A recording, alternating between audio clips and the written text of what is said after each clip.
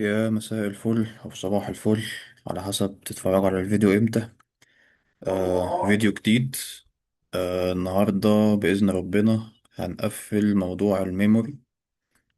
كنا اتكلمنا عن الشورت تيرم ميموري وخدنا عنها فيديوهين.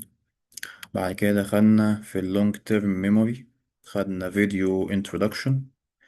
وبعد كده دخلنا في الكورس بتاع deep learning دوت AI، خدنا النص بتاعه المرة اللي فاتت، الأسبوع اللي فات يعني. والنهاردة هنقفل النص التاني، يعني تعالوا كده نابديت احنا عملنا ايه في الكورس. ده المرة اللي فاتت خدنا السلايد النظري، وخدنا البيز لاين ايميل اسيستنت من غير ميموري. بعد كده خدنا مين؟ السيمانتك ميموري. المرة دي هنكمل، هناخد الابيسودك هنتكلم عنها ونشوف الكود بتاعها. واخر حاجة البروسيديال ميموري، دي اللي هي تالت نوع، هنشوف بتتكلم عن ايه وهي عبارة عن ايه، وهنتكلم عنها ككودينج. بعد كده conclusion.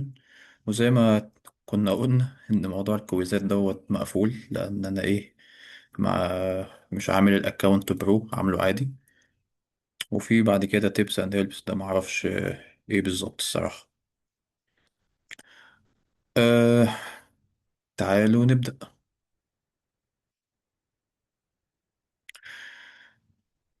بسم الله. طيب كنا اتكلمنا المرة اللي فاتت عن مين؟ عن السيمانتك ميموري، وقلنا هي بتبقى عبارة عن ايه، وشوفنا ازاي بعمل الكلام ده implementation كايه ككودينج. تاني نوع هو مين؟ الابيسودك ميموري. وهي ايه؟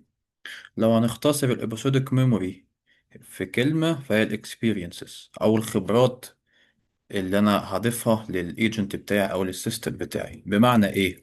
انا عايز اديله اكزامبل لايميلات وهو عامل معاها ايه. يعني اديله اكزامبل لايميل كان محتاج رد، هقوله الايميل دوت بالشكل الفلاني، والريسبونس الاكشن اللي المفروض تاخده هو ان انت ترد. هديله اكزامبل تاني، اللي هو هديله ايميل تاني، وهقول له ان الايميل اللي كان بالشكل ده كان مطلوب من حضرتك، او الاكشن اللي اتاخد هو ايه، اجنور. هديله ايميل تالت بشكل معين، وهقول له ان الايميل اللي كان بالشكل ده اتعمل له نوتيفيكيشن، وهكذا. دي بتبقى اسمها ايه عندنا؟ اسمها فيو شوت اكزامبلز. وانا هنا بتكلم على الترياج، ان انا امتى هريسبوند، امتى هاجنور، امتى هنوتيفاي. فعشان كده اسمها ايه، فيو شوت ترياج اكزامبلز. ان انا هدي experience او a previous experience او خبرات سابقة للجزء بتاع الترياج. هديله اكزامبلز، الاكزامبلز مثلا واحد اتنين تلاتة، ده كان الرد ان هو عمل ريسبوندنج رد. في اكزامبل واحد اتنين تلاتة اتعمل ايه، ignoration، او ان انا رفضت ان انا اعمل اي حاجة، سبته. هدي اكزامبل واحد اتنين تلاتة ان التلاتة دولت مثلا اتعمل لهم ايه، نوتيفيكيشن.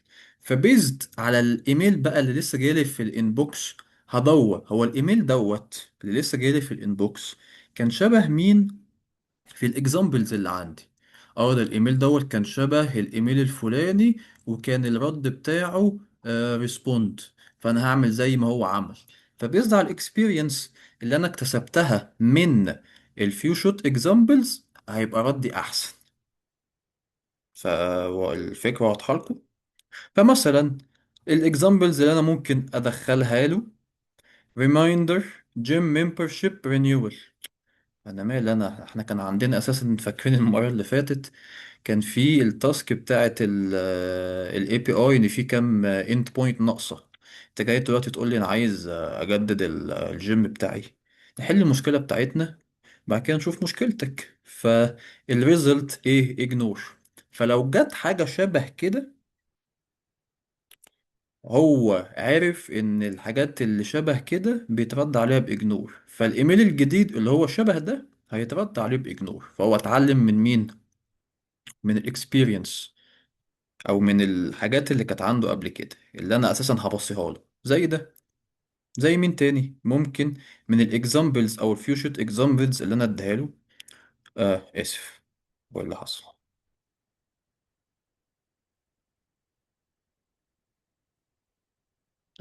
ولا بهنك، بس ما علينا. ممكن اقول له can we push our one to one لو هو شخص لشخص يعني to Thursday.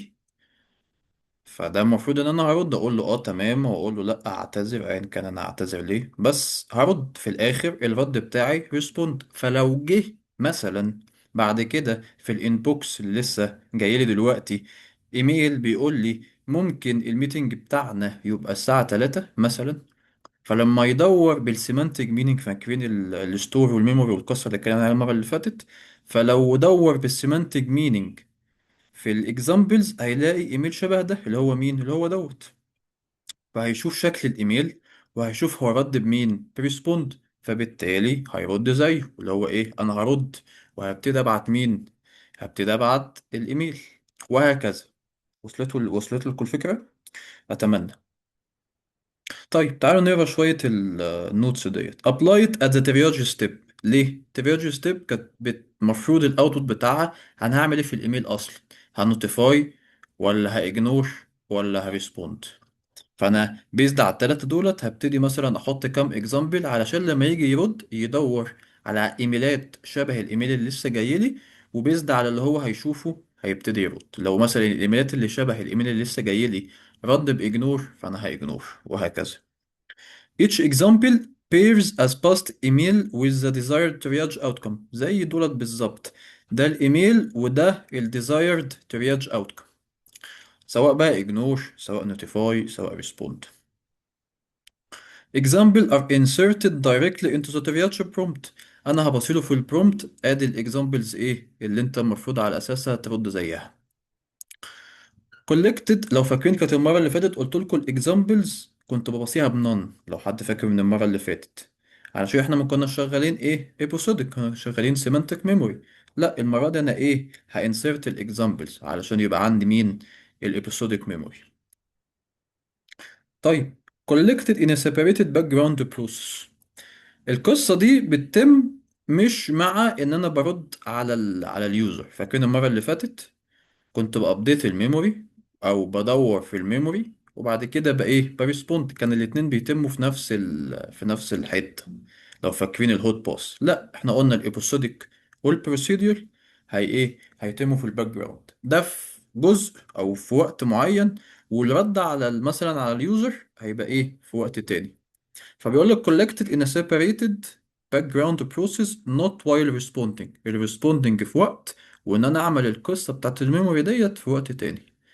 an example of background updating، احنا قلنا الابيسوديك والتانية اسمها ايه والبروسيدور هتبقى في الباك جراوند، لكن السيمانتنج زي ما شفنا المرة اللي فاتت ازاي ان ان انا عملت ابديت في الميموري وفي نفس الوقت عملت ريسبوند لليوزر، وشفنا البروز والكونز بتاعت كل واحدة منهم.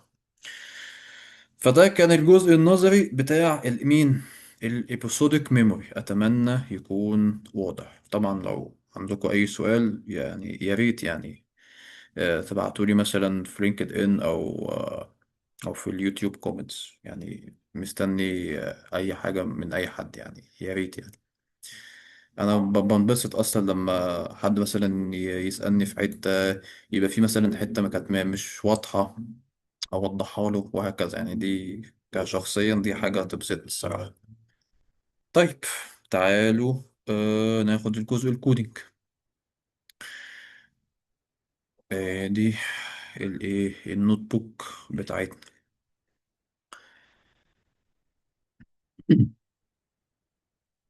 دي ليسون 4 اللي هو بتاع الابيسوديك. شفنا ازاي بندول النوت بوك وازاي بنحط البرومبت المرة اللي فاتت طبعا. فتعالوا نشوف ايه اللي هنزوده في في النوت بوك ديت. طبعا هنا بلود الاي بي اي بتاعي اللي هو بتاع اوبن اي اي، وهنا البروفايل احنا لو فاكرين صاحبنا كان اسمه جون، والفول نيم جون دو، والباك جراوند ان هو سينيور سوفت وير انجينير بيليد تيم من 5 ديفيلوبرز. ودول البرومبت انستراكشنز التلاتة بتوع امتى يجنور امتى ينوتيفاي امتى يريسبوند. وده المين ايجنت بتاعي اللي هو بتاع الرياكت ايجنت. وده اكزامبل للايميل من اليس لجون دو اللي هو حضرتي. والسبجكت لو فاكرين بتاع الاي بي اي دوكيومنتيشن، و I was reviewing the API مش عارف ايه، ودولت الايه الاتنين اند بوينتس اللي كانوا ناقصين. وعملنا الميموري ستور، وظبطنا الميموري الامبيدنج موديل. وتعالوا بقى نبتدي ايه، نعمل الاكزامبلز بتاعتنا اللي هي مين، الفيو شوت اكزامبلز. فمثلا ده مثال، اللي هو بالظبط المثال اللي كان فوق ده، لو فاكرين كان الراوند بتاعه ان انا المفروض اريسبوند، فده شكل الايميل. فهعملهم في ايه اهو، بقت الداتا بتاعتي اللي هي الفيو شوت اكزامبلز، بقى عندي حاجتين، الايميل اللي هو الايميل بتاعي، والريسبوند بتاعي اللي هو مين، الليبل. ان انا المفروض لو جالي ايميل شبه ده، ايه اللي المفروض الاكشن اللي ياخده الترياج، ان هو يريسبوند صح. فهتبقى الاكزامبلز بتاعتي بالمنظر ده، الايميل والريسبوند. طيب تعالوا نجرب نشوف القصة دي بتتعمل ازاي. فهحط في الستور بتاعي، هبوت، احنا خدنا طبعا الاوبريشنز بتاعت الستور، البوت والسيرش والجيت في اعتقد كانت المرة اللي قبل اللي فاتت، صح ايوه. وهظبط النيم سبيس بتاعي ان هو تبع البروجكت اللي اسمه ايميل اسيستنت بالاي دي، يوزر اي دي اللي هو لانس. وهتبقى الميموري بتاعتي هتبقى من نوع اكزامبلز. وهنا حاجة جديدة، او ما قالش ان هو ليه حط يوزر، اللي هو عارفين انتوا اليو يو اي دي ان هو بيحط اي دي مختلف كل مرة. لان انا مش عايز، لو فاكرين الاوبريشنز انا ممكن المره اللي فاتت مثلا كنت ممكن اعمل حطيت ميموري، ممكن اعمل لها ابديت نفس الميموري او نفس الاكزامبل اللي عندي.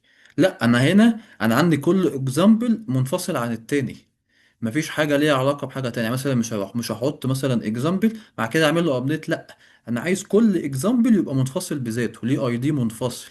اكزامبل واحد ملوش دعوه باكزامبل اتنين، ملوش دعوه باكزامبل تلاته، واكزامبل اربعه مش هيابديت اكزامبل تلاته حتى لو كان شبهه. فانا عايز كل اكزامبل يبقى مستقل عن باقي الاكزامبلز. تمام، فعشان كده هو زود مين، موضوع ان انا احط اي دي مختلف. واخر حاجه احطها مين، طبعا الداتا اللي هو الايميل بالريسبوند. اكزامبل تاني، الاوثر سارة تشين، لمين، لجون دو اللي هو حضرتي المفروض، والسبجكت ابديت باك اند اي بي اي تشينج ديبلوي تو staging. والايميل ثريد اللي هو البادي، هاي جون just wanted to let you know مش عارف ايه، implemented GWT refresh all tested are passing مش عارف ايه. best regards سارة. هنا انا عايز لو جه حاجة شبه كده يتعمل لها ايه، ignore، صح. تمام. وبرضو هخزنها عندي، هحط في الستور بالايميل اسيستنت باليوزر يوزر اي دي اللي هو لانس، ونوع الميموري يبقى اكزامبل، وده باي دي مختلف. وهباصي مين، وهباصي الداتا اللي هو دوت. فانا كده بقى عندي تو اكزامبلز، ده حاجة بتريسبونس باجنور، وحاجة بتريسبونس ب ريسبوند. طيب انا محتاج الاكزامبلز ديت لما مثلا يجي الايميل الانبوت، وعايز ابتدي ادور بالايميلات اللي شبه الايميل الانبوت ده، جبته هبصيهم في الترياج برومبت. عايز طريقة يعني طريقة كويسة او طريقة نظيفة زي ما بيقولوا، ابصي بيها الكلام ده للايه، لل LLM، تبقى طريقة مهندمة او مرتبة شوية. فهي دي الستيب ديت. بقول له التمبلت ان الايميل سبجكت بالسبجكت، والايميل من في الفروم ايميل، والايميل تو ايميل، والايميل كونتنت هو الكونتنت، والترياج ريزلت هو الريزلت. ده التمبلت بتاعت الاكزامبل اللي هو الداتا، والترياج ريزلت بتاعي كان هيبقى عامل ازاي. وهفورمات الكلام ده، صح. فورمات الكلام ده ازاي، انا دورت بايميل اللي هو لسه جاي لي في الانبوت في الانبوكس، وابتديت ادور ايه الايميلات اللي شبه ده. فسي لقيت اتنين، لقيت تلاتة، لقيت اربعة، كلهم طبعا نفس الرد لان كلهم شبه بعض. فانا هبص الاكزامبلز دي فين، هنا. في الفانكشن اللي انا لسه هنتكلم عنها، فورمات فيو شوت اكزامبلز. يبقى انا بصيت الايميلات اللي شبه الايميل اللي جالي في الانبوكس هنا في الاكزامبلز. بقول له ايه في الاول عشان افهم ال LLM يعني ايه اللي جاي لك؟ بقول له here are some previous examples، ادي examples سابقة شبه الايميل اللي لسه جاي، اللي على اساسها هتبتدي حضرتك تشوف ايه الرد بتاعك هيبقى عامل ازاي.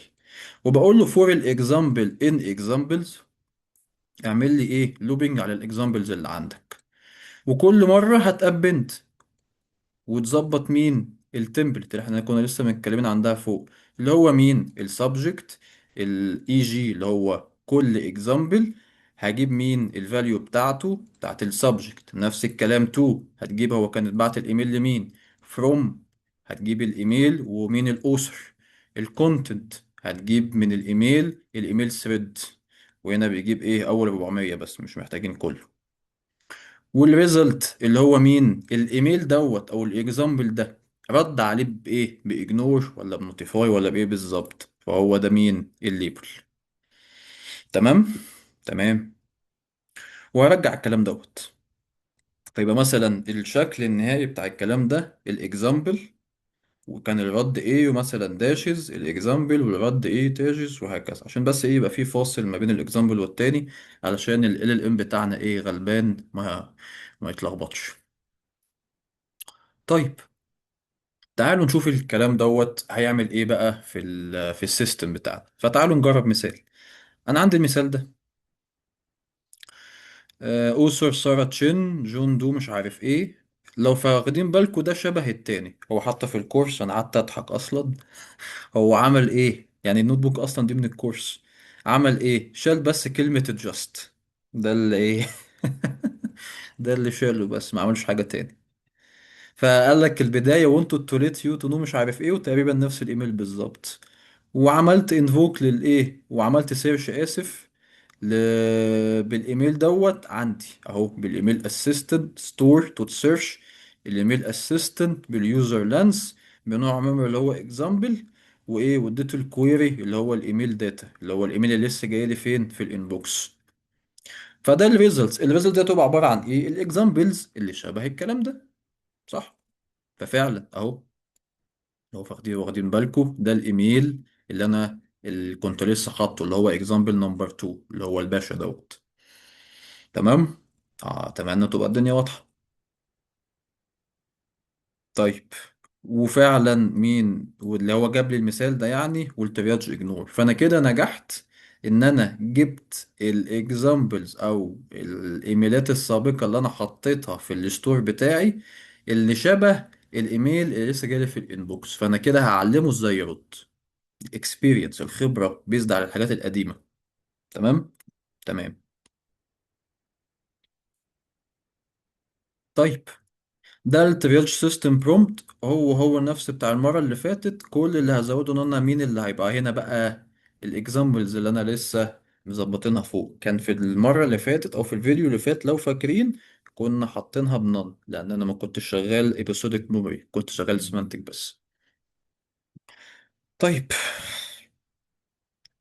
نفس اللي احنا عملناه المرة اللي فاتت، الحاجات اللي انا محتاجها، وعملت initialization لل LLM بتاعي، والراوتر هيرجع ايه الكلاسيفيكيشن سواء ده او ده او ده والريزنينج.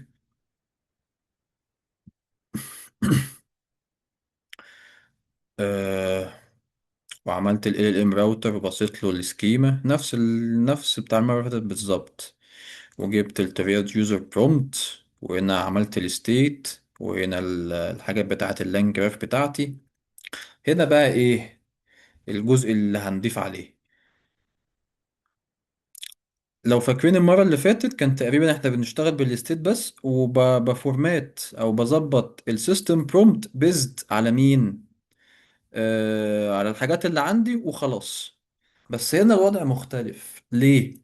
لو واخدين بالكم انا لما كنت بجيب الحاجات المشابهة للايميل بتاعي كنت بدور بايه، بالكونفيجريشن بتاعتي، صح؟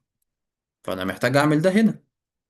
فعلشان كده هنعمل ايه، اول ابديت هنعمله هنا في الترياج راوتر، ان احنا هنعمل النيم سبيس بتاعنا. اللي فوق دوت نفس اللي احنا عملناه بالظبط المرة اللي فاتت.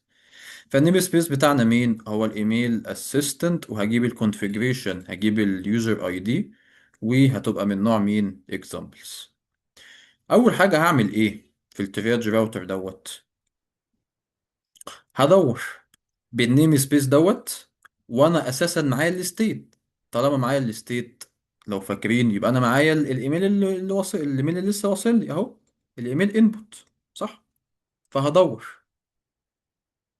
في الستور الاكزامبلز اللي شبه مين؟ الايميل انبوت. بقى معايا الاكزامبلز، هعمل ايه؟ هعمل لها فورماتنج زي اللي عملناه بالظبط. احنا كنا فوق بنجرب بس الدنيا شغالة ولا لا، اللي هو مين؟ اللي هو ده. هعمل الكلام دوت وارجع زي ما قلت لكم، مثلا الاكزامبل اجنور او نوتيفاي، بعد كده شرطة الاكزامبل التاني كان شكله عامل ازاي، وهل هو مثلا ريسبوندنج ولا نوتيفاي ولا اجنور، شرطة تلات اربع شرط الاكزامبل التالت، وهكذا، عشان تبقى الدنيا شكلها يعني مهندم لل ام، عشان ما يتلخبطش، ما يدخلش الايميل الاولاني في التاني في التالت. فاهمين؟ تمام. احنا كنا فين؟ يبقى انا كده عملت فورماتنج للاكزامبل. طيب وهعمل ايه؟ كل اللي هعمله، لو فاكرين المره اللي فاتت كان الاكزامبلز دي بنون، عشان احنا ما كنا شغالين ابيسودك. وبس كده، كل ده زي اللي مين؟ زي اللي فات. وهكمل برضو هامبورت التول علشان اعمل التولز بتاعتي. عندي الرايت ايميل، عندي السكيدول ميتنج، عندي الكالندر، وعندي الابيسودك ميموري اللي اتكلمنا عنها المره اللي فاتت، وعندي الايجنت سيستم برومبت ميموري بكل الفول نيم والنيم والانستراكشنز، كل ده اتكلمنا عنه. والكرييت برومبت بتاعت الرياكت ايجنت، واتكلمنا عنها المرة اللي فاتت، وكريت رياكت ايجنت، وبصيت له التولز بتاعتي، وظبطت الايجنت، بصيت له التولز والبرومبت والستور والموديل. تعالوا بقى نجرب الكلام ده. انا عندي الكونفيجريشن مين؟ اليوزر اي دي لانس. فهنبيلد الجراف. تعالوا بقى نجرب. اول حاجة عندي الايميل انبوت توم جونز مش عارف ايه، وتو جون دو اللي هو حضرتي كويك كويشن اباوت اي بي اي دوكيومنتيشن. هاي جون، وان تو باي دوكيومنتيشن. ايه المفروض في الطبيعي من غير اي اكزامبلز، من غير اي حاجه، ان هو هيرد بايه؟ بريسبونس، صح؟ اهو ريسبونس ايكوال ايميل ايجنت دوت انفوك، وهبصيله الايمت، وهبصيله ايه؟ الكونفيجريشن، صح؟ كان في ايه؟ وقال لي ايه الطبيعي؟ ان هو انا بس بقول له انا عايز ايه؟ كويك كويشن اباوت ايه باي دوكيومنتيشن، وايه؟ وبسال هاي جون وانت تو باي دوكيومنتيشن. فانا هنا بسال، فبالتالي محتاج ان انا ايه؟ ارد عليه. ده الطبيعي، صح؟ طيب تعالوا بقى نضيف اكزامبل، بحيث ان لو جالي ايميل زي ده انا عايزه يجنور. فانا كده هديله اكسبيرينس او هديله فيو شوت اكزامبلز، لو جالك حاجه زي كده ارفضها. فهقول له ايه؟ نفس الايميل بالظبط اهو، نفس الايميل بالظبط، واقول له ايه؟ ليبل اجنور. واحط ده فين؟ في الستور بتاعي، الايميل اسيستنت باليوزر هاريسون بالايه؟ بالاكزامبلز بتاعتي، ده هو ايه؟ نوع الميموري. وطبعا احنا اتفقنا ان احنا هنحط لكل اكزامبل اي دي مختلف، وهبصيله مين؟ الداتا بتاعتي. تعال بقى نجرب تاني. الايميل انبوت الاوثر توم جونز تو مش عارف مين، جون دو اللي هو حضرتي، والسبجكت كويك كويشنز اباوت باي دوكيومنتيشن، والايميل ثريد وانتو باي دوكيومنتيشن. أه وهينفوك الكلام ده. قال له ايه؟ كلاسيفيكيشن اجنور. غير هنا الفكرة بقى، غير الرد بتاعه بيزد على الاكسبيرينس اللي عنده في الستور. انا كان داخل لي انبوت ايميل انبوت، مش هرد على طول، انا هدور في الاكزامبلز اللي عندي. هات لي كل الايميلات او الاكزامبلز بقى اللي ليها او اللي شبه الايميل اللي لسه جاي لك، وشوف لي كان بيرد ازاي. لو كان مثلا انا في الاول كنت برد بنوتيفاي، ولما جيت بعد كده بقى زودت موضوع الابيسودك ميموري، وهو شاف ان لا، نوعية الايميلات ديت محتاجة ان انت تإجنورها خلاص، بعد كده هي إجنور. هو ده اللي حصل. طيب، برضو هنا من الحاجات اللي ضحكتني، هو هنا قال لك ايه، انا هغير في شكل الايميل شويه وهشوف هيرد ازاي. فهنا كل اللي عمله ايه، زود كام علامه استفهام. يعني انا ما رضيتش، انا كان ايدي بتاكلني الصراحه، عايز اغير كام حاجه كده، بس قلت لا، خلي الدنيا زي ما هي، عشان لو حد هيذاكر الكورس من السورس اللي هو deeplearning.ai ما يتلخبطش ما بين الايه اللي هو عامله واللي احنا عاملينه. طيب، تعالوا نشوف هيرد بإيه لما أنا حطيت كام علامة الاستفهام وغيرت الشكل بتاع الإيميل شوية. يعني إيه، خلينا نمشيها معلش. فبرضه عمل إيه، عمل رد. طب تعالوا بقى، لو أنا ما اشتغلتش باليوزر اللي هو اسمه هاريسون، واشتغلت بيوزر تاني، هسيبكم كده تفكروا كام ثانية. تفتكروا هيرد بإجنور برضه ولا لأ؟ سيبكم ثانية كده تفكروا. الإجابة، تفتكروا ايه الإجابة الصحيحة؟ لا، هيرد عادي. ليه؟ لأن أنا تفكرين أصلا ال الكور بتاع اللونج تيرم ميموري أصلا إن أنا عندي اليوز بدور باليوزر اي دي مش بالثريد، صح؟ فأنا الأساس بتاع اليوزر اي دي، أنا بعمل اكسبيرينس أو بعمل ميموري لليوزر اي دي الفلاني. طب أنا اشتغلت على يوزر تاني، أنا كل الميموري بتاعت اليوزر الأولاني ماليش دعوة بيها أصلا، مش بتاعتي، مش هبص عليها. فبالتالي اليوزر التاني هيتعامل مثلا مع الايميل سيستم ده بشكل طبيعي، لو الحاجه محتاجه ريسبوند هريسبوند، الحاجه محتاجه اجنور هاجنور، بيست على البرومبت بتاعتي طبعا اللي فوق، اللي هي بتاعت الاجنور امتى وريسبوند امتى ونوتيفاي امتى. فتعالوا كده نشوف انا اشتغل بمين، بايميل اسمه بيوزر اي دي اسمه اندرو، وعملت انفوك للايميل اسيستنت بنفس الايميل اهو، ايميل انبوت. هنا عمل ايه، ريسبوند عادي جدا، لان انا اشتغلت بيوزر اي دي مختلف. فبالتالي ماليش دعوه بالاكسبيرينس بتاعت هاريسون. اندرو ليه دنيته انكابسوليتد، وهاريسون ليه دنيته انكابسوليتد. أتمنى يكون الجزء بتاع الإبيسودك ميموري كان واضح يعني أتمنى أكون اتوفقت في إن أنا أشرح تاني. لو في أي حاجة شايفين إن هي محتاجة تتحسن، يعني يا ريت يا ريت تقولوا لي، يعني رجاء محبة. ماشي، تعالوا نرجع للسلايدز بتاعتنا ونتكلم عن آخر واحد، ونبقى خلصنا الكورس بتاعنا. تالت نوع وهو البروسيدير. ايه البروسيدير ده، الانستراكشنز، بديله تعليمات يستخدم الحاجة ازاي بمنتهى البساطة. فتعالوا نقرا الكام جملة اللي موجودين عندنا. The most straightforward mapping اللي هو ايه، this is the system prompt itself. فاكرين احنا كان عندنا 4 برومبت أساسيين. واحد للرياكت ايجنت اللي هو المين ايجنت، وعندي واحد للاجنور، واحد للنوتيفاي، وواحد للريسبونس، صح؟ هم دول الأربعة الانستراكشنز. اعمل كذا لما تلاقي كذا، اعمل كذا لما تلاقي كذا، اعمل كذا لما تلاقي كذا. استخدم آخر واحد، استخدم التولز اللي معاك علشان ترد على الإيميلات بتاعت جون دو اللي هو حضرتي بشكل مناسب. كل دي انستراكشنز، فهي دي اللي محتاج ان انا ايه، كل شوية يتعمل لها ابديت علشان تحسن الريسبونس بتاع السيستم بتاعي. بيقول لك ايه، the instructions that shape how the agent behave. طبيعي انت الانستراكشنز اللي عندك في السيستم بيزد عليها السيستم بتاعك هيبيهيف. فكل ما تبقى احسن، كل ما الرد يبقى احسن. طيب، في الكورس كان بيتكلم عن ايه، ال prompts or part of prompts are updated over time. كل مادة هعمل لها ابديت بيزد انا محتاج الرد يتحسن ازاي. instructions for tool use and triage rules. عادي جدا، احنا قلنا احنا هنابديت مين، التول يوز اللي هو ازاي المين ايجنت هيستخدم التولز اللي عنده، والترياج رولز اللي هو الريسبوند والاجنور والتالت واحد كان ايه، ريسبوند، اجنور، نوتيفاي. ازاي هابديت الانستراكشنز بتاعت كل واحد فيهم علشان كل مرة يرد احسن. تمام. updated in the background، وهنشوف ان احنا هنعمل LLM تاني منفصل عن السيستم، هو ده اللي هيابديت مين البرومبتس ديت. طبعا ده مش هوت بوس، ده باك جراوند، صح.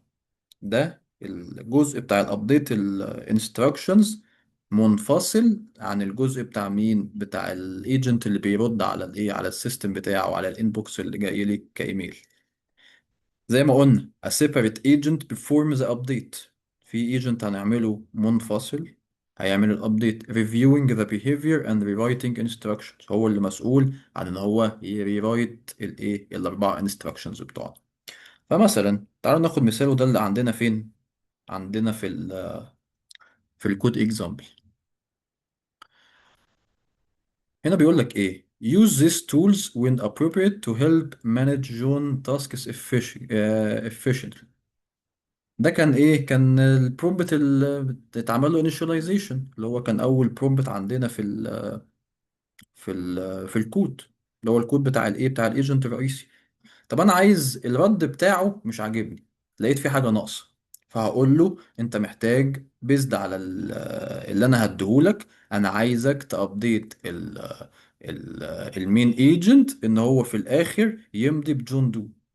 فالايجنت ده هيابديت الانستراكشنز بتاعت المين ايجنت، وهيقول لي ايه use these tools when appropriate to help manage your tasks effectively او efficiently. ايه بقى اللي اتعمل له ابديت بيز على انا قلت له يعمل ابديت ازاي؟ always sign emails with جون دو. عدل الايميل، عدل اسف الانستراكشنز، فبالتالي لما يجي يكتب ايميل بدل ما كانش بيمضي بجون دو، لا هيمضي بجون دو بعد كده. فبالتالي لما عملت ابديت للانستراكشنز السيستم ابتدى يرد بشكل احسن. فتاني البروسيدرال ميموري ما هي الا مين، الانستراكشن. هيوز الكابابيلتيز اللي عنده ازاي. تمام. طيب احنا كده خلصنا الجزء النظري عامة في الكورس. احنا كنا اتكلمنا عن الهوت باس والباك جراوند، وده كل واحد بيعمل ايه، قلنا الابيسوديك كذا، السيمانتك كذا، البروسيدور اللي هي الانستراكشنز اللي في الباك جراوند، وهكذا. فاحنا كده خلصنا ايه الجزء النظري. تعالوا ناخد ليسون 5 ونرجع فوق خالص.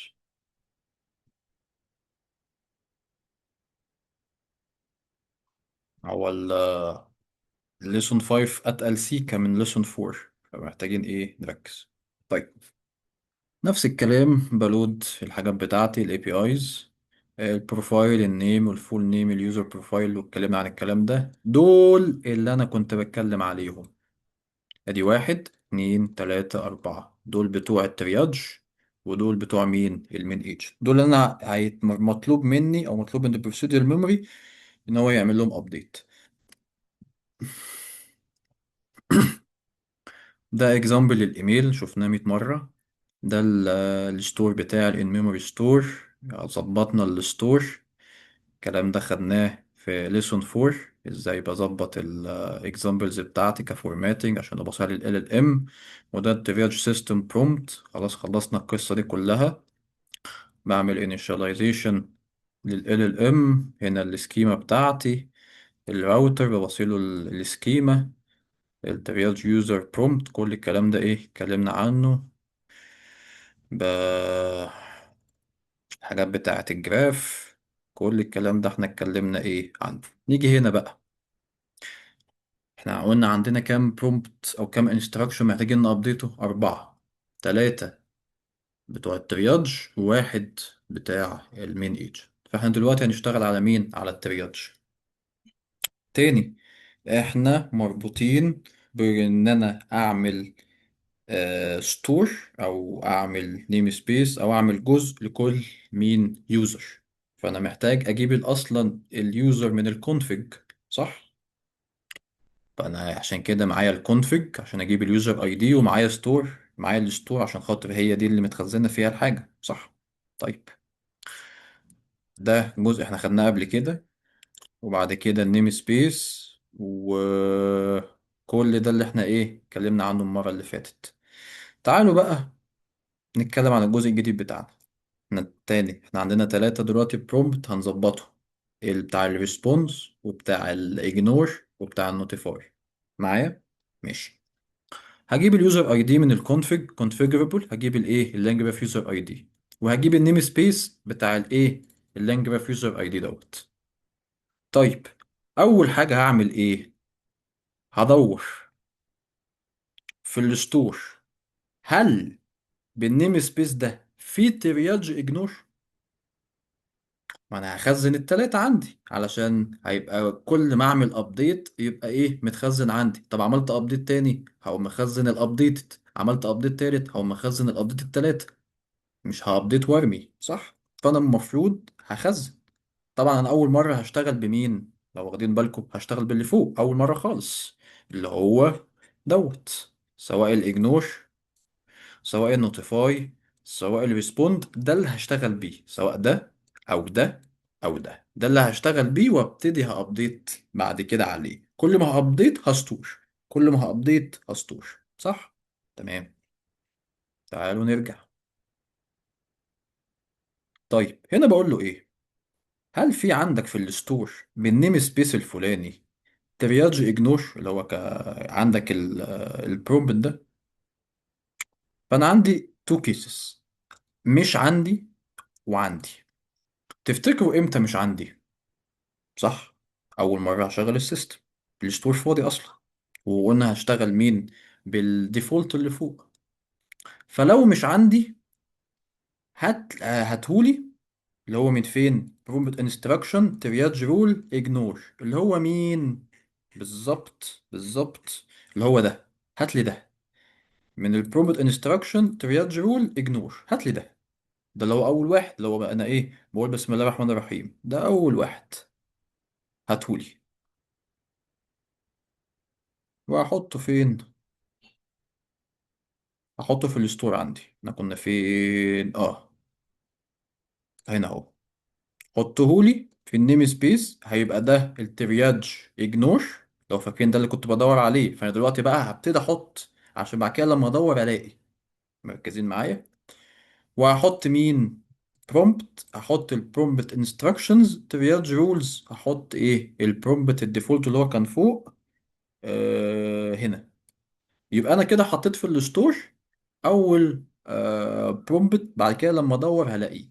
طيب لو انا لقيته، اللي هو else، هاته result دوت فاليو، هات البرومبت ايا كان بقى، كان هو اللي فوق ولا بعد كده عملت له ابديت مره كمان ولا عملت له ابديت تالت مره ولا عملت له ابديت رابع مره، هاتهولي. نفس الكلام هعمله ترياج نوتيفاي، هل عندك ولا مش عندك؟ لو مش عندك هات لي الاساسي وحطه بالنيم سبيس اللي انا لسه مبصيه، وهيبقى ده الترياج نوتيفاي، والبرومبت هو الديفولت اللي هو كان فوق، اللي هو بتاع في الترياج رولز في النوتيفاي، اللي هو مين تاني عشان ما حدش واخد باله؟ ادي الترياج رولز والنوتيفاي، يبقى هو ده اللي انا هشتغل بيه اول مره. بعد كده هعمل له ابديت وهخزنه، ولما اجيبه هيبقى هو هجيب الابديت التاني، وهكذا البروسيس هتمشي. ماشي. نفس الكلام هعمله مين؟ احنا قلنا النوتيفاي خلصناه، نفس الكلام هعمله مين للترياج ريسبوند. تمام تمام. وفي الاخر آه بس كده يبقى احنا كده عرفنا هنجيب ازاي الابديتد انستراكشن، سواء للريسبوند سواء للنوتيفاي سواء لمين، للاجنور. طب ازاي بنعمل ابديت اصلا؟ ده اللي لسه هناخده قدام. طيب ماشي. طبعا الكلام ده احطه فين بقى؟ انا كنت في الاول اللي هو المره اللي فاتت يعني كنت بجيب الديفولت واقوم حاطه هنا، كنت بجيب اللي هو بتاع الاجنور واقوم حاطه اللي هو الديفولت، واجيب النوتيفاي برومبت واحطه، واجيب الريسبونس برومبت واحطه. لا هنا انا هجيبهم من هنا. لو موجود عندك الابديتد او لو عندك في الستور هاته، مفيش اشتغل بالديفولت وبعد كده احطه عشان لما نعمل ابديت نجيبه ونعمل له ابديت ونخزنه تاني وهكذا. الفكره واصله؟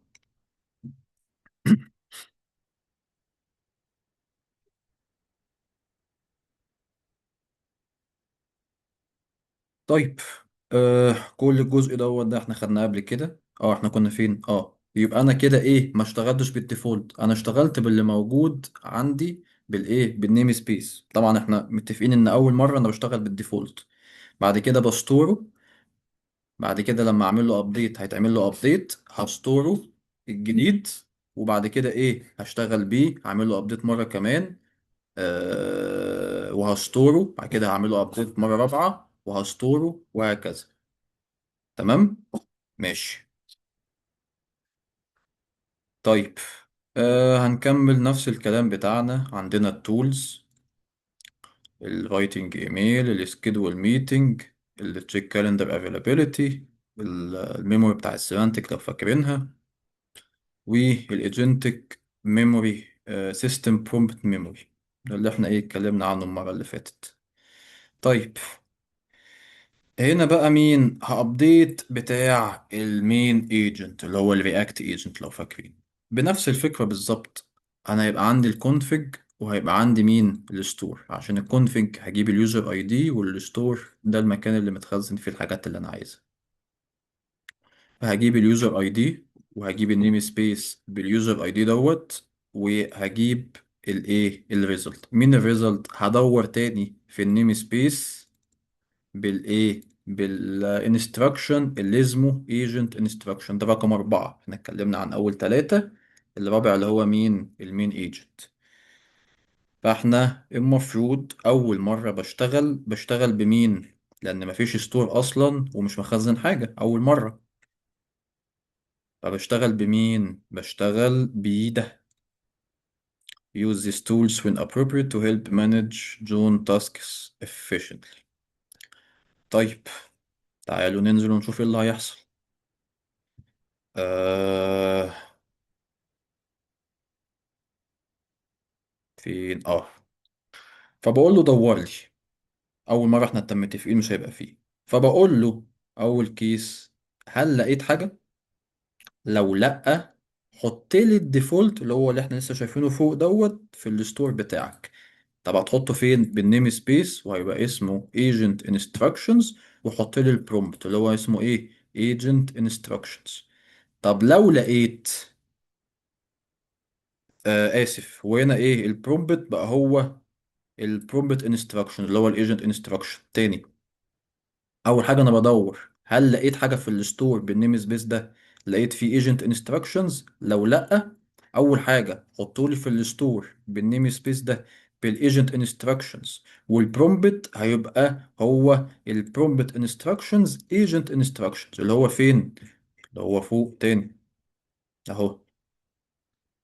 آه برومبت انستراكشن ايجنت انستراكشن، يبقى ده اللي انا هشتغل بيه اول مره، وهحطه فين؟ في الستور بتاعي بالظبط. ماشي. لا، احنا عدينا. ايوه. وهيبقى البرومبت بتاع اول مره مين؟ هو البرومبت انستراكشن ايجنت انستراكشن. طب لو لا، لو فعلا لا، هاتهولي يا باشا، يبقى هو ده اللي انا هشتغل بيه. بعد كده هباصي الكلام هنا في الانستراكشن. لو فاكرين برضو زي ما اتكلمنا في الترياج، كنت في الاول ده بيبقى ثابت، صح؟ اللي هو مين؟ اللي هو كان في كل مرة، المرة اللي فاتت ده ثابت، سواء ده سواء ده سواء ده سواء ده ثابتين ما بيتغيروش، صح؟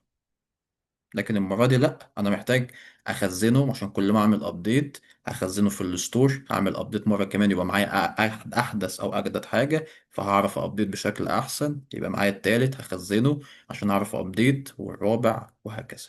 طبعا كل ده بيحسن في مين؟ في الريسبونس بتاع السيستم بتاعي. طيب، تعالوا نكمل. احنا كنا فين؟ آه... ايوه، كده احنا خلصنا مين، ازاي هجيب الاربعة instructions، سواء هجيب الديفولت او هجيب الابديت. طيب، تعالوا نكمل الايه الكود بتاعنا. هكريت رياكت ايجنت، نفس الكلام، بوصله التولز وهبصيله الحاجات اللي هو محتاجها، انهي موديل، التولز، البرومبت بتاعي والستور، وهعمل الجراف بتاعي عادي جدا. أه وتعالوا نشوف اكزامبل. ايميل انبوت بالمنظر دوت، كنا خدناها قبل كده، اللي هو ايه، بيسأل على دوكيومنتيشن، ومعايا اليوزر اي دي هحطه في الكونفيجريشن اسمه لانس، وهانفوك طبعا الكلام ده المفروض ان هو ايه هيرسبوند. وهنا انا ايه بشوف شكل المسجز بتاعتي. ولو واخدين هنا الهيومن مسج، الاي اي مسج، التول، الاي اي مسج عادي جدا. طيب هنا انا بجيب ايه؟ بس بشوف ايه اللي اتخزن عندي. انا المفروض فوق كنت بقول له ايه، آه لو الانستراكشن مثلا بتاع المين ايجنت، او بتاع سواء الاجنور او النوتيفاي او اسمه ايه التالت، ignore notify respond، هات لي الديفولت. لو مش الديفولت هات لي اللي موجود عندك. فالمفروض خلاص حتى لو اشتغل بالديفولت، انا قلت له حتى لو ما لقيتش حاجه هات الديفولت وحطه لي في الستور. فانا هنا بدور، هات لي من الستور بالنيم سبيس اللي اسمه لانس الايجنت انستراكشنز، هات لي الفاليو بتاعت البرومبت. فعلا جاب لي ايه؟ الديفولت، لان انا ما عملتش ابديت. نفس الكلام هنا، هات لي مين الديفولت بتاع الترياج اللي هو دوت. نفس الكلام هات لي من الستور النيم سبيس بتاع لانس ترياج اجنور، هات لي البروبت، يبقى هو ده الديفولت بتاع مين؟ بتاع الاجنور. نفس الكلام بتاع النوتيفاي، ده الديفولت. طيب كنا قلنا ان احنا هنعمل ايجنت منفصل علشان ايه؟ يعمل لي موضوع الابديت. طب هيعمل ابديت ازاي؟ فلانج مين بتوفر حاجه اسمها create multi prompt optimizer. طب ليه multi prompt؟ لان انا عندي كذا prompt، عندي 4. عندي المين ايجنت، وعندي بتاع الاجنور والنوتيفاي والريسبوند، عشان هو ايه كده من اسمه. بتحتاج ايه ديت الكرييت مالتي كرييت مالتي برومبت اوبتمايزر؟ بتحتاج حاجتين، بتحتاج conversation وبتحتاج البرومبت. ايه الكونفرسيشن؟ الحاجه اللي انا عايز اعمل لها ابديت، وعايز تابديت بشكل عامل ازاي. فمثلا هنا ايه الريسبونت مسجز اللي كنا لسه شايفينها من شويه، اللي هي التول مسج والاي اي مسج والكلام دوت. ده الايه الريسبونت مسج. بقول له ايه هنا always sign with emails جون دو. ده اللي انا عايزه ايه يتعدل. وعندي ايه تاني حاجه؟ البرومبت. عندي لكل برومبت 4 حاجات. ادي 1 2 3 4، كل واحد ليه 4 حاجات. عندي الاسم اللي هو مين؟ المين ايجنت، او الترياج اجنور، او الترياج نوتيفاي، او الريسبوند. تاني حاجة البرومبت، جابه منين؟ ان هو دور في الستور زي ما عملنا هنا بالظبط، هنا او هنا او هنا او هنا. تالت حاجة update instructions. ايه ازاي هيعمل update؟ ايه الطريقة اللي اعمل بيها update؟ بقول له keep the instruction short and to the point. آخر حاجة when to update this prompt whenever there is feedback on which email should be ignored. مثلا هنا update the prompt whenever there is feedback on how the agent should write emails. هنا مش عارف ايه should be respond to، يعني حاجات بيزك خالص. ما في الكورس مرضاش ايه اللي هو يحط حاجات كومبلكس وبتاع. كل واحد كان بالطريقة اللي بيشتغل بيها هي update ازاي. هما كلهم نفس الحاجة تقريبا، keep the instructions short and to the point. و when to update كل واحد على حسب بيعمل ايه. ده update، شوف هتعمل update ازاي. ده الترياج ignore، شوف هتignore امتى. نفس الكلام للنوتيفاي، نفس الكلام لمين؟ للريسبوند.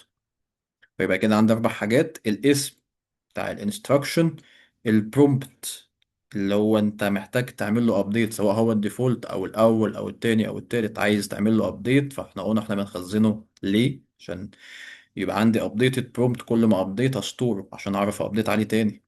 والابديت انستراكشنز عايز تابديت ازاي، والوين تو ابديت عايز تابديت امتى، بيزد على ايه او امتى يعني. وبباصي الكلام دوت، او بعمل الاوبتمايزر اسف من الكرييت مالتي برومبت اوبتمايزر، ببصيله الموديل وببصيله البرومبت ميموري، ان هو زي ايه الطريقه او الالجوريزم اللي هيابديت بيها. كان في نوعين تاني، واحد اسمه جريدينت، وواحد اسمه مالتي برومبت على حسب ما انا فاكر.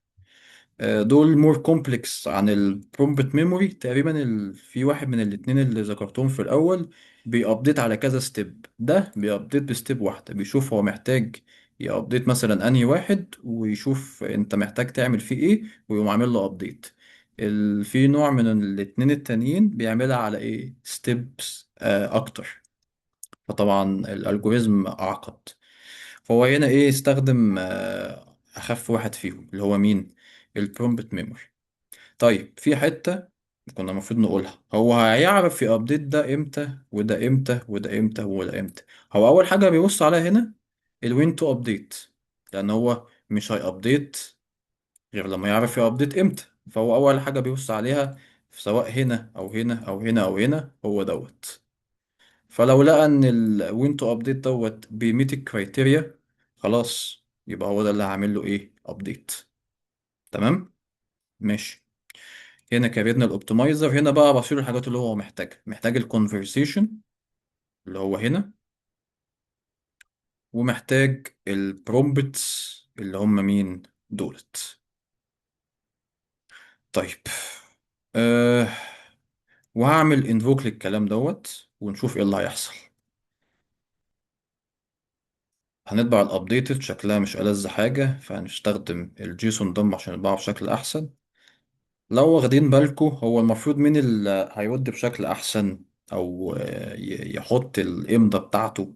مين بالظبط؟ لا الاجنور ولا النوتيفاي ولا الريسبوند، المين ايجنت، صح؟ فهنا ايه use these tools when appropriate to help manage joint tasks efficiently. ده لغاية هنا ده القديم، صح؟ زود ايه بقى؟ always sign email with John Doe. زود بقى اللي انا ايه اللي انا كنت قلت له يعمل ابديت بيزد عليه. مظبوط. اتمنى تبقى الدنيا واضحة. ده ما تعدلش فين؟ ده ما تعدلش، ولا ده تعدل، ولا ده تعدل. طيب آه هنا انا بشوف مين اللي اتعمل له ابديت ومين لا. ماشي، فتعالوا نلف على الابديتد ونشوف مين اللي اتعمل له ابديت ومين لا. انا هنا لو انتوا فاكرين انا اصلا مين اللي كنت عايز ابديت؟ مين اصلا كنت عايز ابديت؟ المين ايجنت، صح؟ لان هو ده اللي اتعمل له ابديت زي ما احنا شفنا هنا. هو ده الجزء القديم وده الجزء الجديد، بس انا عايز اتاكد. فهعمل ايه؟ هلف على الابديتد. حلو. و هجيب سواء بقى انا فين، انا في المين ايجنت او في الترياج اجنور او في الترياج نوتيفاي او في الترياج ريسبوند. حلو. وهلف على الاربعه وهجيب القديم اللي هو ايه مثلا. انا هاتلي من المين ايجنت، هاتلي استنى اجيب بس ديت، هاتلي البرومبت اهو. برومبت اي هو مين؟ الالت برومبت، صح؟ ما انا خدوا بالكم انا في الاول اصلا حاطط الاكزامبلز اللي هي الايه الانستراكشنز القديمه، صح؟ الكلام ده قبل ما اعمل له ابديت. والابديتد اللي هم اللي نفس الاربعه ده الابديتد. يبقى انا كده عندي حاجتين هقارن ما بينهم، خدوا بالكم. الاولد اللي هو الانستراكشنز القديمه، والابديتد اللي هو بعد ما عملت انفوك للاوبتمايزر ايه شكل الانستراكشنز بتاعتي. في منهم اللي اتعمل له ابديت وفي منهم اللي لا، اللي هو مين عندنا؟ المين ايجنت. فانا هقارن ما بينهم عشان اشوف هل اتعمل له ابديت ولا لا. طيب فهات لي الاولد برومبت من البرومبت اي. انا عندي اول واحد مين لو هندي كمثال اللي هو المين ايجنت، فهات لي الاولد برومبت. هعمل ايه بقى؟ هل البرومبت بتاع الاولد برومبت مش زي البرومبت بتاع الابديتد برومبت؟ يعني هل ده اسف هل البرومبت بتاع المين ايجنت اللي هو دوت بتاع الابديتد برومبت مش زي البرومبت اسف فين آه فين الاكزامبلز اللي هو دوت؟ اه مش زيه، صح؟ هو مش زيه. هو ده كان الاساسي اللي هو احنا قلنا اول مرة هنرنه هيجيب مين اصلا؟ هيجيب الديفولت اللي هو دوت. ثانية واحدة، هيجيب ده، صح؟ فانا لو قارنته بالابديتد لا ده زود حتة، فبالتالي الاتنين مش زي بعض. تعالوا نرجع.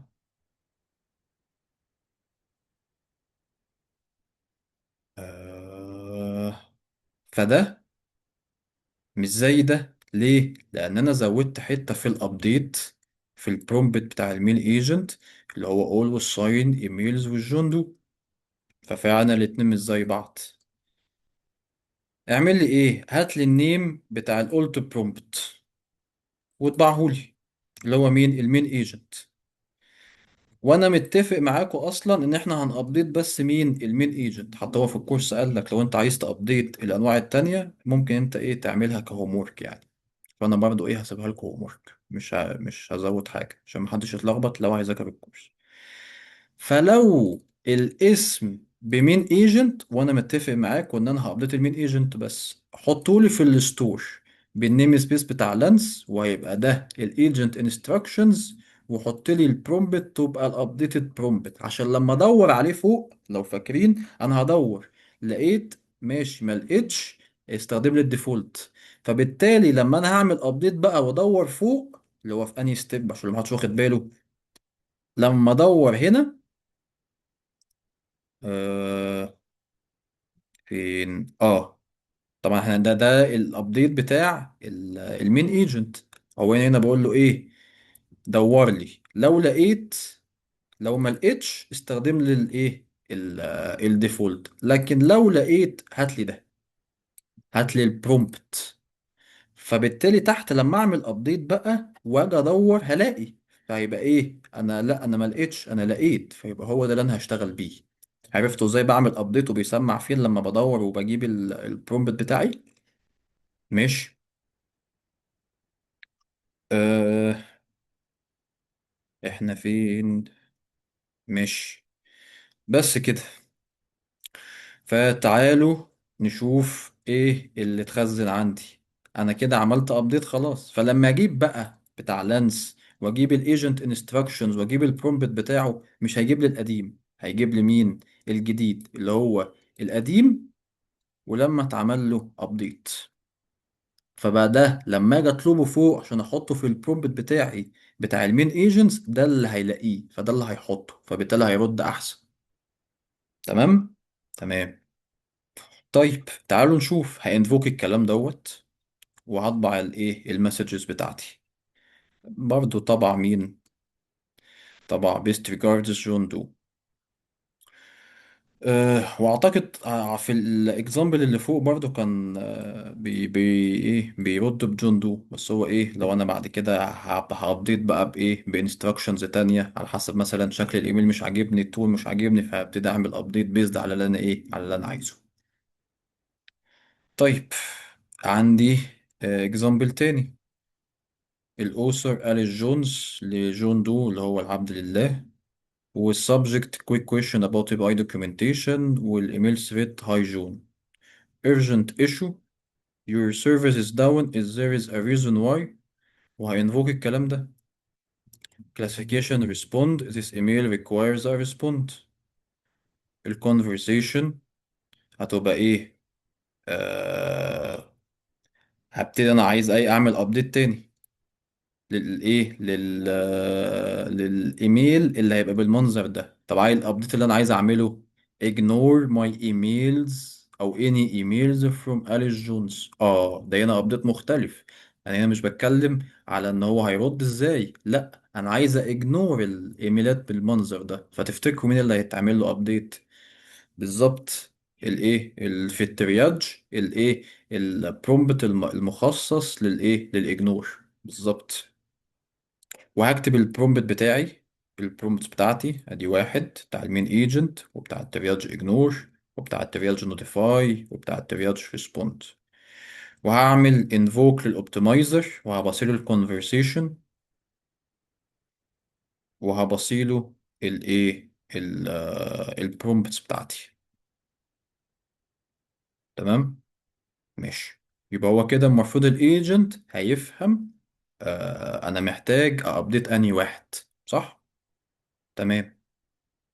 تعالوا كده نشوف المين ايجنت تقريبا زي ما هو الترياج اجنور. تعالوا نشوف كده اتعمل له ابديت ولا لا. اه فعلا. ignore emails from Alice Jones. وطبعا كل ده القديم بتاعي، كل ده القديم اللي هو المفروض يعني ان هو كان ال الديفولت اللي انا كنا كاتبينه فوق. مش هنطلع بقى عشان ايه الصراحة، الدور عالي ومفيش اسانسير فانتوا عارفين هو اني واحد. وزود عليه او عمل ابديت، هو فهم ان انت عايز تignore الايميلات اللي من الشخص ده.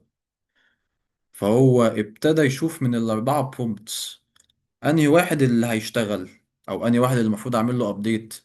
فانت كاتب له هنا في الاجنور، بقول له update this prompt whenever there is feedback on which email should be ignored. فهو من هنا فهم هو انت كنت عايز ايه، وده فعلا اللي محتاج ان هو يتعمل له ابديت، عشان انت بتقول له انا محتاج تعمل لي اجنور للايميلات للشخص الفلاني. هو من هنا وانتو ابديت فهم هو انهي برومبت من الاربعة هيتعمل له ايه ابديت علشان يميت النيد اللي انت عايزه، او يحقق الشرط اللي انت عايزه. تمام. ماشي. هعمل نفس الكلام. انا في الاول كنت بقارن بتاع المين ايجنت، بس انا هنا خلصنا المين ايجنت، انا عايز اشوف بتاع مين الترياج اجنور. يعني الستيب ديت زيت التاكيد مين اللي اتعمل له ابديت. ففعلا مين اللي اتعمل له ايه ابديت؟ الترياج اجنور. صح اهو. هو ده اللي اتعمل له مين ابديت. تمام. تمام. ونفس الكلام لما اجي بقى انفوك تاني، بدل ما فوق كان بيرسبوند، لا انا علمته لو جالك ايميل من الشخص الفلاني اعمل له اجنور، مالكش دعوه بيه. فعلا ده اللي حصل اهو.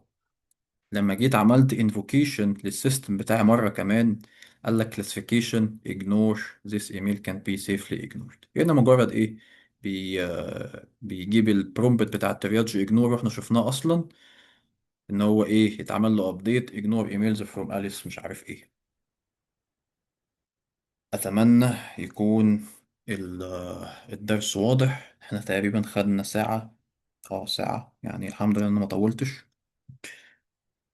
آه يعني تم بحمد الله إن احنا خلصنا جزء الميموري كاملا. اتكلمنا عن الشورت تيرم ميموري، اتكلمنا عن اللونج تيرم ميموري، ويعني ربنا وفقنا إن احنا نخلص الكورس بتاع Deep Learning دوت AI. آه اتكلمنا عن اللونج تيرم ميموري، عن السيمانتك والإبيسودك والبروسيديال. آه وخدنا اكزامبلز عليهم، وشوفنا النظري والعملي، وطبقنا الحمد لله بإيدينا. كنت ناوي الصراحة إن أنا لو واخدين بالكم أصلا في البروجكت كنت أنا مقسم بقى الكونفيج في حتة والجراف في حتة والميموري في حتة. كنت ناوي أعمل إيه، بروجكت بقى مش مجرد نوت بوك بس. هو كنت متوقع ان الكورس طالما هو تبع الكاتيجوري بتاع الشورت كورسز فيبقى قصير. لا هو دسم. يعني هو قصير بس دسم، يعني مليان مليان حاجات. وهو زي ما قلت لكم ممكن يكون حط الحاجة وما شرحش هو ليه حط كده. لا الحاجة دي محطوطة وبتعمل كذا وخلاص. طب اتحطت ليه هنا؟ لا. فالكورس زي ما انتوا خدتوا بالكم المرة اللي فاتت كانت ساعة ونص، والمرة دي ساعة، يعني احنا بنتكلم في ساعتين ونص. يعني وقت طويل الصراحة على الكورس، بس الحمد لله يعني ايه ربنا وفقنا وعرفنا نخلصه. أه مش عارف انا كده خلصت. اتمنى اكون اتوفقت في ان انا اعرف اوصل المعلومة يعني. ولو حد محتاج اي حاجة يعني من العبد الفقير لله يعني، ما تترددش تسألني. يعني انا بحب كده الصراحة يعني، بحب أشارك الحاجات اللي عندي. وشخص مثلا لو عنده فيدباك يقولوا لي في حاجة زي يزودها عليا يا ريت طبعا يعني. أنا معرفش كل حاجة لسه طبعا، أنا في البدايات، فيعني أتمنى دعواتكم إن أنا أعرف أكمل. وإحنا كده خلصنا تاني جزء كنا خلصنا أول جزء اللي هو بتاع الورك فلوز، خدنا تقريبا 5 أنواع. بعد كده دخلنا في الجزء التاني بتاع الميموري، خلصنا الشورت تيرم ميموري في فيديوهين. وخلصنا بالفيديو بتاع النهاردة بعون الله اللونج تيرم ميموري، وكده نبقى خلصنا في 3 فيديوهات. هناخد أجازة نص السنة، هتبقى من أسبوع لأسبوعين على حسب آه، الدنيا هتمشي ازاي.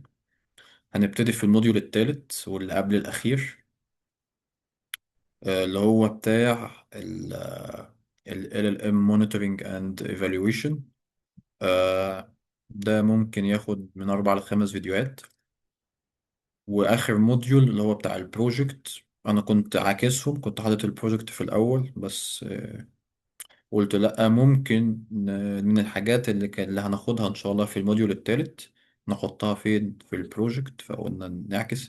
لو انتوا عايزين أو لو حد عنده اقتراح، لأ نمشي الستبس زي ما هي، اللي هو البروجكت هو الجزء الثالث وموضوع ال LLM evaluation يبقى هو الرابع. يا ريت تكتبوا لي في الكومنتس، سواء في الفيديو أو سواء في لينكد إن يعني. يا ريت تشاركوني السلسلة،